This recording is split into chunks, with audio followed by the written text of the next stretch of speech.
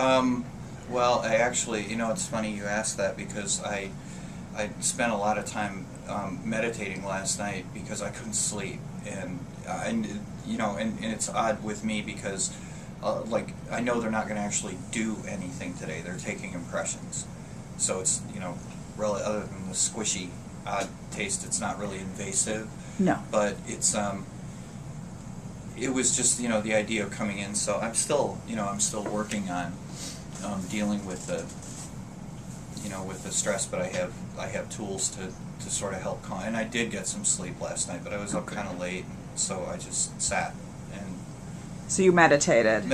Yeah, and I have some subliminal tools to listen to sort of take the calming off, and I did that yesterday. I listened to those yesterday. Do you listen to anything while you're in the chair? Sometimes I do when they're actually doing things that involve stab and crunch and stuff like that. Yeah, I do have a piece that's geared toward relaxation that I put on my iPod. It's on my iPod, and I just listen to it in the chair. So. Okay. And did you take anything before coming in? Oh, today, no.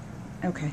Normally, do you? If they're going to do anything, like when I come in next time, I assume that it's going to be for the major part of the procedure, which is the extraction and implementation of the appliances. Okay. So, and Dr. Huang had given me some sedatives a month and a half or so ago. I still have 2 of those left. Like Valium? Yeah, they're sort of like fast-acting, short-term Valium. And so I'll take one when I come in and probably take another one right before they start and be, a nice, quiet, cooperative zombie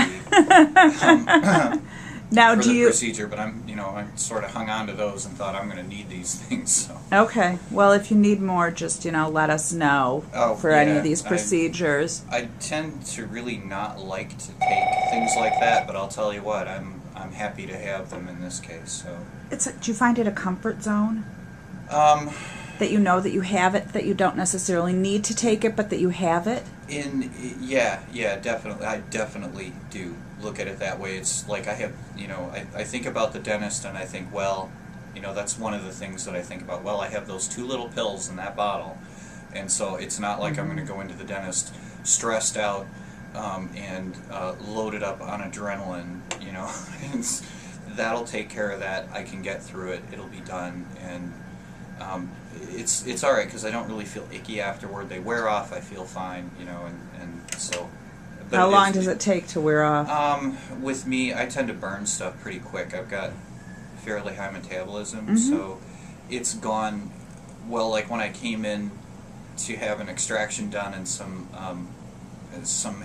gum level cleaning done.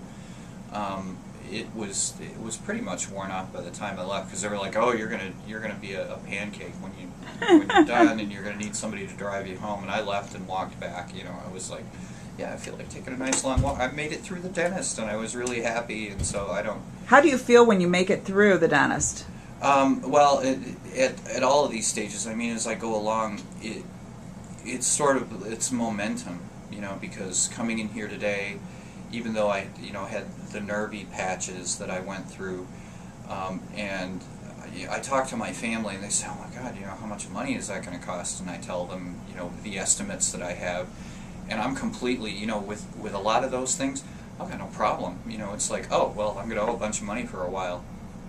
So what? This is worth it. This is so worth it.